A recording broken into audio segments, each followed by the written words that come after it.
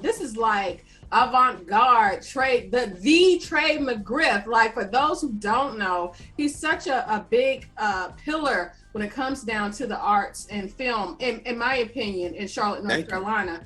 You know, because when I took notice of you, that's exactly what you were doing. So if I kind of want to big you up a little bit. I appreciate that. Thank you. Thank you so much. You're welcome. Native of Long Island, New York. You attended Hollywood Institute and School of Visual Arts in Manhattan.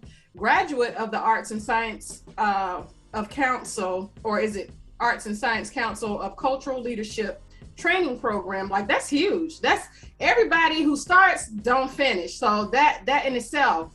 Right.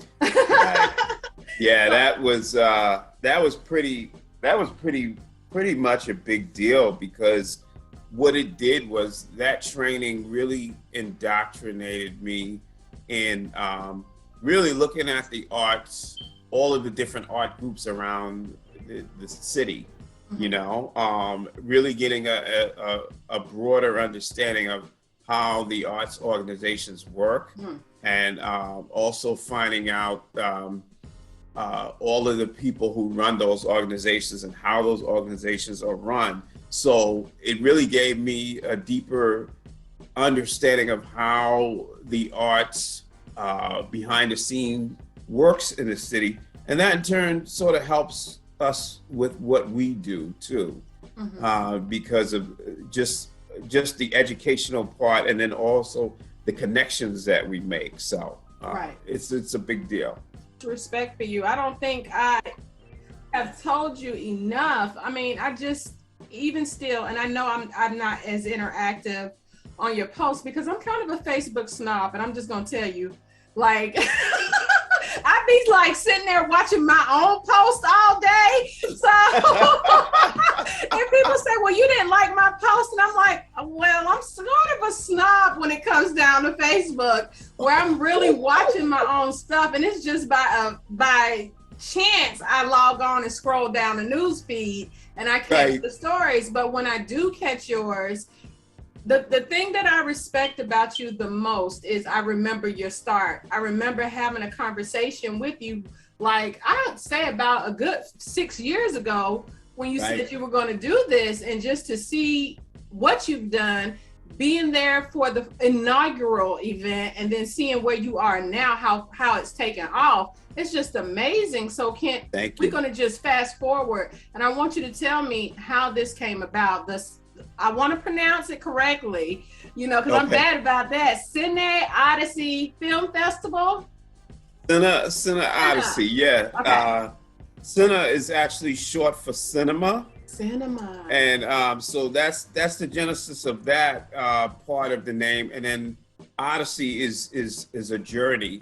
So what we try to do with our festival is take you on a cinematic journey, because of the fact that we're embracing so many different types of films, particularly films of people of color around the world, Africa, Latin America, Asia, and so that's the whole science behind CineOdyssey is taking you on a cinematic journey. Yeah. And you do. So now, can you elaborate on some of the organizations and foundations that you've been part of? Well, I actually started, it's interesting because out of that program, it's an 8-week, I think it's an 8-week or 10-week program. So it spans over like 2 or 3 months.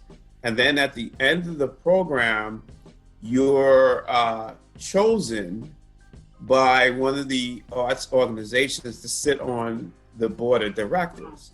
So the organization that chose me was On Cue Performing Arts. Are you familiar with familiar with Quentin Talley and okay, and that was a beautiful thing because you know, from day one it was like, I won't say that I was thrown into the fire, but I was really, from day one, I hit the ground running. They made me the treasurer from right off the bat. So I had to come up to speed, you know, pretty quickly. But it was a really interesting journey, and I served on the board for 3 years, and at the end of my tenure, I actually was the board chairman for a year. So that was quite a journey. And like I said, I learned so much from Quentin Talley and everyone on that board. So it really helped inform what I do right now with CineOdyssey. So, which is major. So this is a trick question. Not Sure. really a trick question, but what did your elementary teacher write in your yearbook that piqued your interest in film to help manifest where you are today? Oh, wow. One of my elementary teachers, he wrote in my book, "See You in Hollywood." And I was about 12 years old, and I actually went to high school with Eugene Allen, Eugene Groove Allen, who I think you had interviewed at one point from the movie Houseboy. We actually grew up together, and we used to do plays and everything like that in school back in the day. And there was this one particular play that we were in, and my elementary school teacher, Mr. Peter Vasillo, he wrote in my book, he said, "I'll see you in Hollywood." And yeah, I still have that book, and it's amazing to see, all these years later that, that sort of came true somewhat. It came true. Like, and then there was another manifestation where you met the number one Black filmmaker, in my opinion. Again, these are just my opinions from our era, Spike Lee. So how did that interaction or just seeing him motivate you to get where you are? Yeah, well, it's funny because he's such an inspiration in the modern sense, because he actually follows the tradition of Oscar Micheaux, the great pioneering film director, Melvin Van Peebles, who recently passed away. And, it was interesting to see. It was almost like he came out of nowhere, because, there was at that time, there wasn't any really modern film directors that were on the scene, and particularly doing it in an independent way.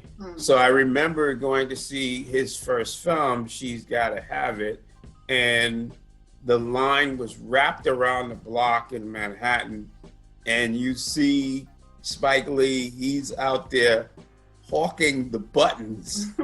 It's like, here he's got his film playing in the theater, and he's out there on the street like hawking merch for his film.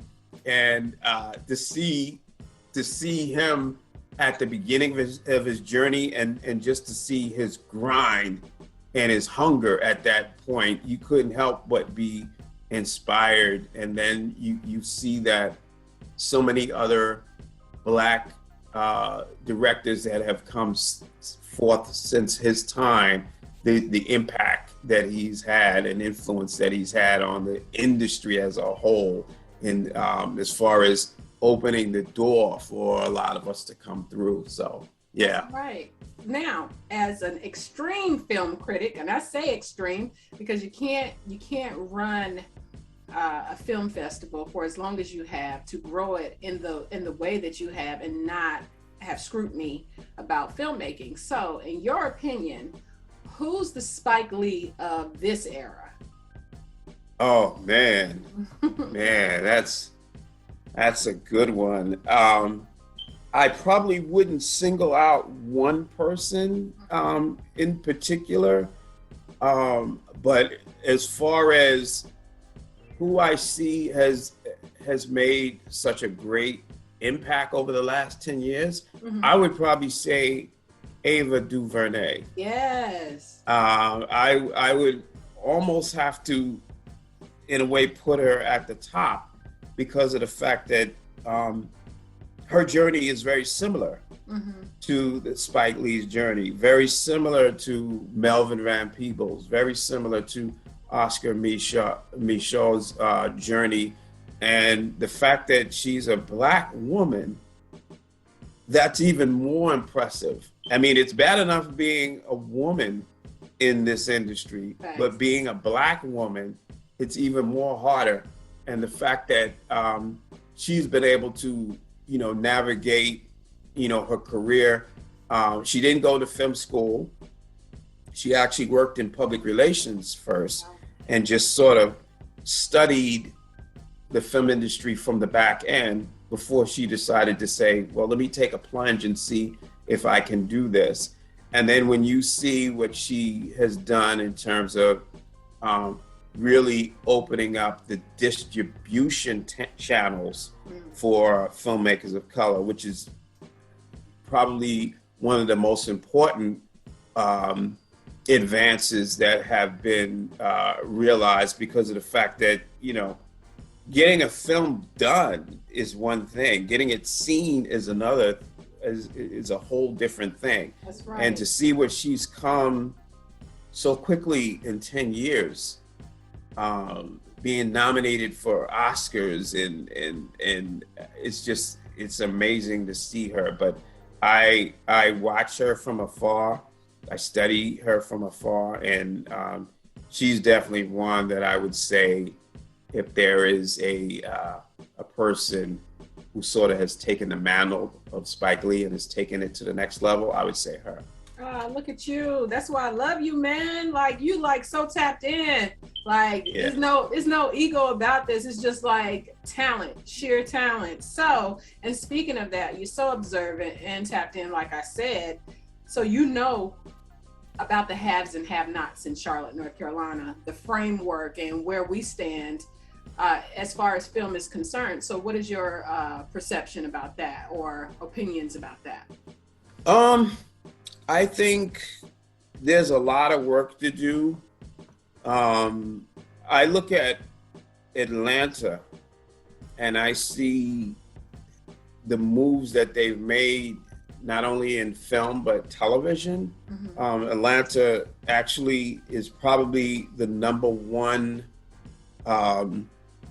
film and television producing state in the country right now, probably even bigger than LA and New York. Mm-hmm. And I see that these things have happened pretty quickly on their end.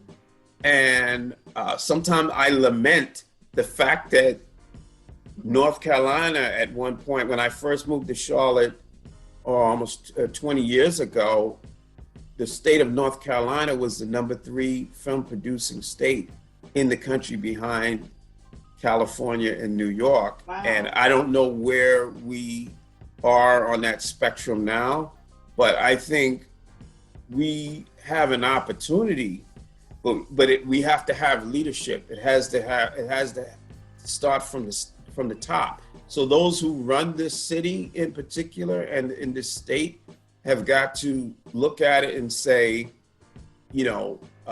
this is a big industry. We need infrastructure here, and we need an ecosystem in which not only we can train filmmakers in school, but also once they finish, be able to have them stay here and work and not go to New York, not go to Chicago. We still have an opportunity. I don't know if we've done such a great job, but it really takes will.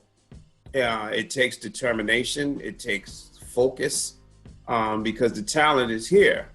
We just have to, really have the leaders, get behind it and really put the infrastructure, i.e. money, behind it.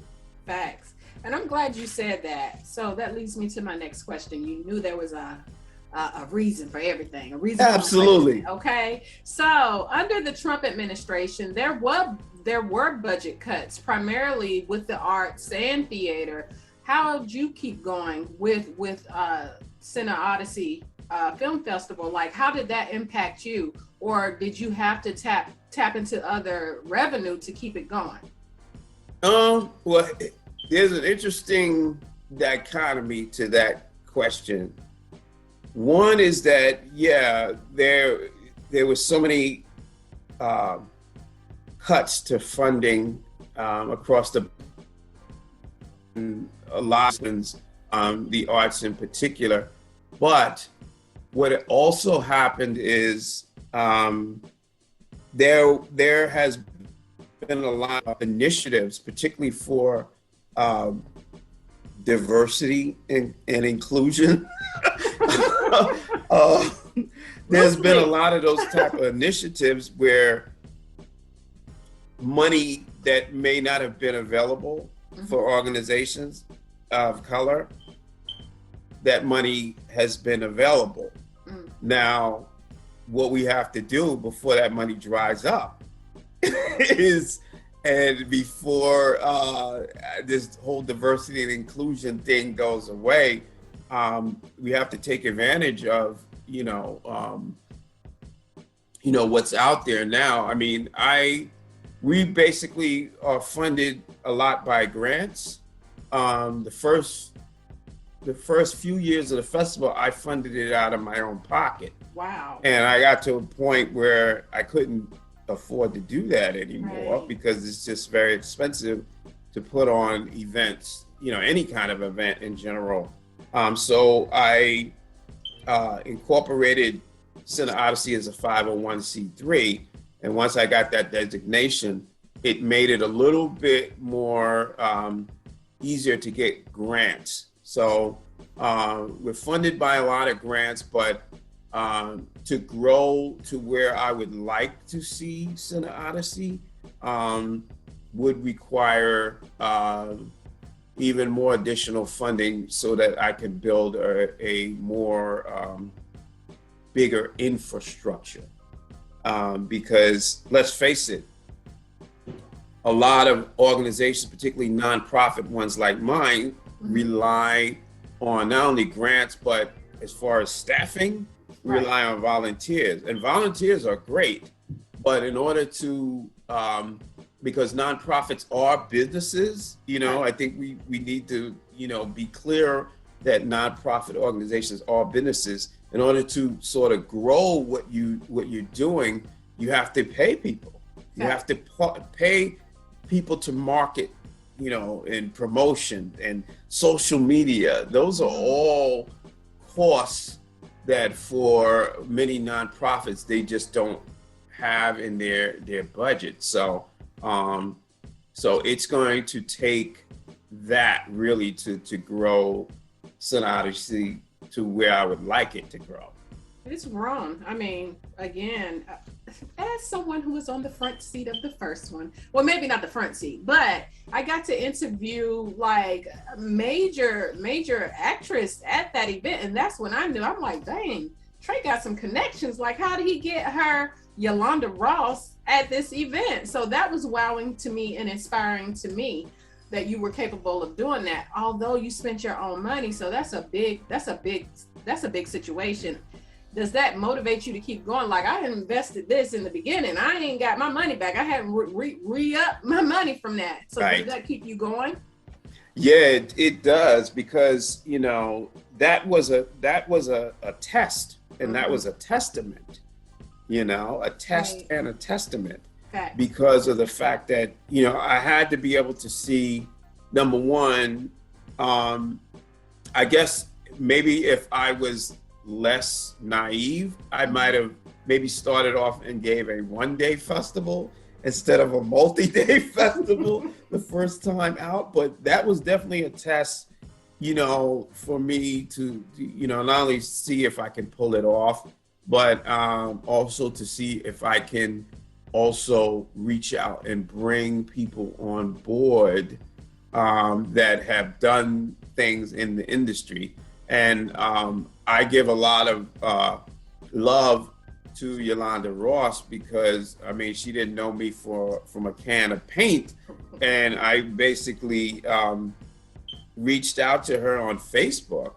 I inboxed her on Facebook. Now, a lot of people say, well, that may be not be the best way to reach people. Maybe Twitter, and I don't know. I don't really do Twitter that much, but I was, almost strictly Facebook then. I don't even think I did Instagram at the time, but I reached out to her and I told her what I was doing, and she responded like almost immediately. And I remember her saying that, well, I have this show called The Shy that I'm doing, and I will come and support. Now, if they call me back to the set, I may have to leave, but the gods, were in our favor. So we were lucky to have her here for those 2 days. And she was just amazing in terms of, just the wisdom that she imparted to a lot of the aspiring actors and filmmakers that we had in attendance. It was inspiring. And you got a chance to talk to her too. So that was great. It was great because I just remember her earlier works. So for you to be able to pull that off, I mean, it was definitely a blessing to be in the number of people who witnessed how you started and what you started with. You didn't just start out with mediocre film work. Like, you had heavy hitters coming in off the rip. And that leads me to my now, like, culturally, you've grown. You're across the country, and that was not what you did the very first film festival. It might have been widespread, but not across the country. So can you elaborate on the growth of the film festival as to where you are now? Sure.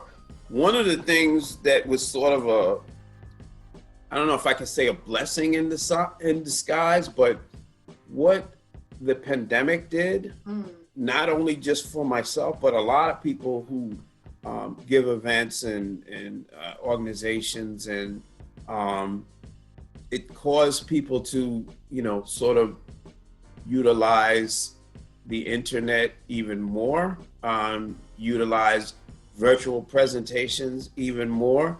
And so in a way, it sort of helped our reach, because going forward, we will always be a hybrid festival. Right. That's something, and here's the other part with that. Prior to the pandemic, I was considering making CineOdyssey a hybrid event anyway. Wow. And the reason why is because I studied the industry very deeply, and I see that the movie theaters were taking a hit for many years, even before the pandemic. People are tired of paying $20 for a bag of popcorn. And we know that that's how the movie theaters make their money. They make their money more off the concessions than the movies. So when you started seeing terms like Netflix and chill come about, that showed me that, wow, people have more choices now. So they can sit home and watch Netflix on their own time. They can pause the movie if they need to. It put more power into the consumer's hands. So once I saw that, I said, well, maybe I need to put part of this festival online. So I had considered that even before the pandemic. Wow. The pandemic just sort of speeded up that process. So what we did last year during the pandemic, we called it a hybrid festival, even though it was primarily online. And I think the last day of the festival, we had a pop-up drive-in. This year, it was very intentional from the beginning to make it a hybrid affair again, but to have more in-person events, but just keep the in-person events sort of intimate. So over those 3 days, we had in-person gatherings, but we also partnered with a company that a lot of people refer to as the Black Netflix, called Quayle TV. So we partnered with them, and that's where we housed and screened all our films virtually. So we had the best of both worlds, and it was a really beautiful thing to see, because I wanted to be very intentional going forward about activating different type of spaces now to screen film. So opening night, we screened opening night film on the roof of the Harvey B. Gantt Center. And that was awesome because I always wanted to screen a film on a rooftop. I just never, and that one in particular because of the fact that it's the Harvey B. Gantt Center, and the guards were with us that night because it was a beautiful 70-degree, night. And then the last day of the festival, we had a pop-up drive-in at the Little Rock Cultural Center. And that was beautiful too, because we had about 40, 45 cars out there. We had a food truck, so people could be socially distanced and still see movie on a big screen. And it was just wonderful. So I was really pleased with this year's event. Yeah. Again, that growth is there, and you usually have an event during the summer, so it definitely scaled back to fall. Will we see it during the fall? Is there a specific time frame that you're going to have this event next year?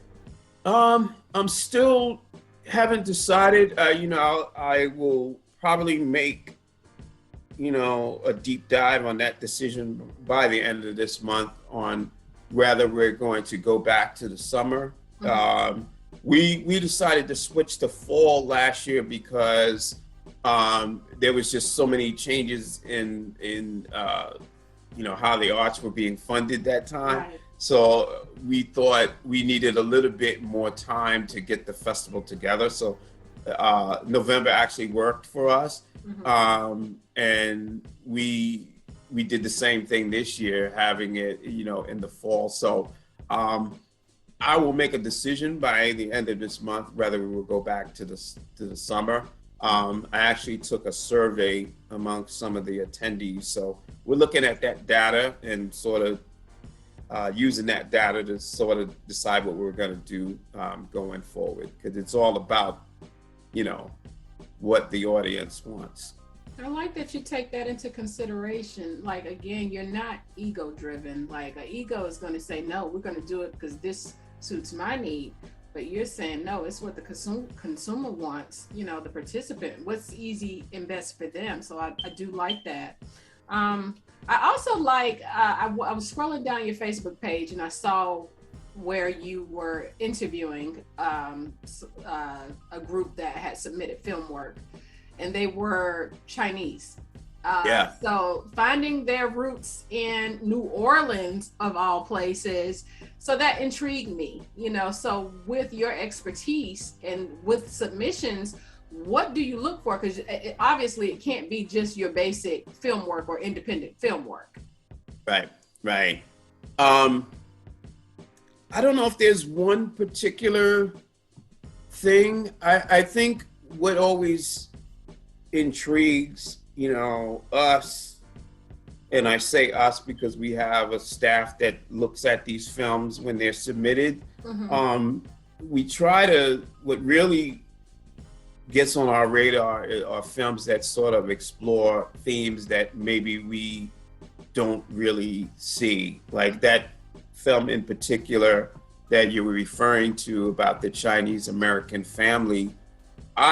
That film was very educational to me because I had no idea that that Chinese Americans had roots in the Deep South. Right. I was just, you figure you can go to school, go to college your whole life, and this is things that they don't teach you. Right. So I was very intrigued that that particular family found out from their father that he was raised in Mississippi.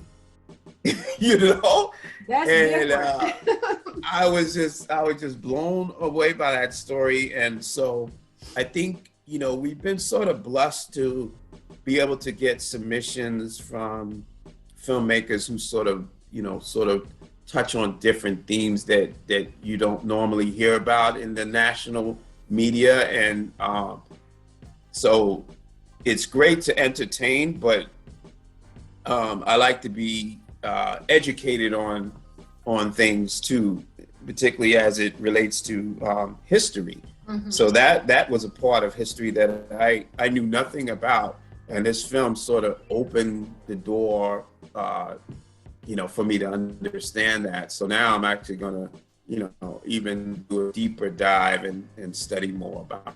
Wow, so that's awesome. Again, like your work is different than your traditional Black Film Festival, or just in general a film festival here. You were very specific in wanting to reach cultural differences. And why is that? I think if we're ever going to get along as a society, a lot of things that cause a lot of discord in the world is because we don't understand each other. We don't take the time to understand each other. I say this so many times, that the things that a person from China worries about is the same things that an Anglo-Saxon white person from the South worries about. Jobs, family, COVID. These are things that we all experience. We all worry about our families and things of that nature. We worry about our health. We worry about how we're going to make it. And still, we still have these feelings of not being able to, having the will to understand each other. And that's, because of a lot of different reasons. 45 definitely didn't help things with his rhetoric, to be real. But, I think if we look at the stories that come from these different parts of the world and corners of the world, hopefully, we can have a better understanding, and maybe the world can be a little bit better if we understood each other. Wow. Well, deep. Definitely deep. I have two questions. I was scrolling down your Facebook per usual, and I saw, of course I'm a snob, but when I have to do my research, I got to do my research, okay? But you said snob. But when I saw that you had stretched yourself, like working nonstop diligently to ensure not that just 2020, but 2021 had taken off, that you would give yourself grace and boundaries moving into the next year. So how do you plan to do that? I learned a long time ago that I can't do everything. And it's easy to say that, but when you're in the line of fire and things have to get done, you sort of pivot away from that. But this was the most challenging year ever. Wow. Of all the festivals, because of the fact that this was the first time that I used so many different venues. I used like 3 different venues. I used a brewery. I used the Harvey B. Gantt Center. I used a Little Rock Cultural Center. And on top of that,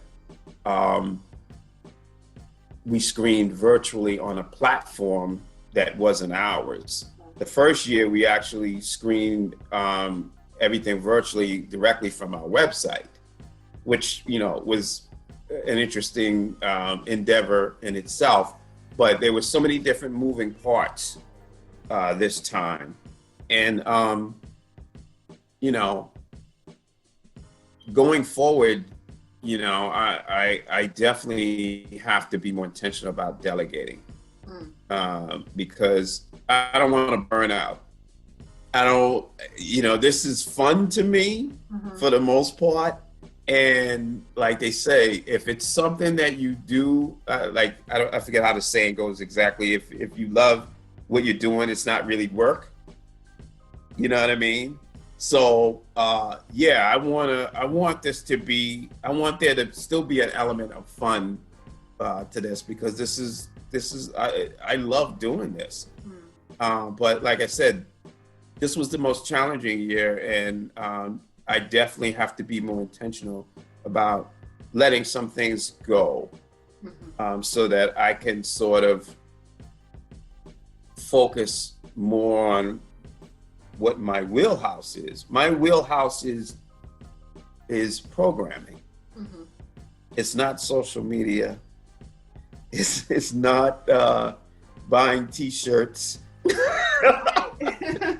It's not making sure people are fed. So I have to, and like I said, our volunteer staff is great, but I think to sort of elevate CineOdyssey to where I would like to see it, I'll have to bring in people and more professionals and pay them. That's just, So, I say again, one of the things that I've learned this year was that nonprofits are businesses.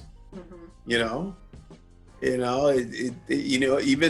though they may be volunteer driven in terms of staffing, they are businesses. You have to treat them like that. And if you want to grow that nonprofit or grow that business, you're going to have to pay more people to come in and do some of the things, the real critical things that have to be done. So that's how I'm able to, going forward, achieve more of a life balance with this.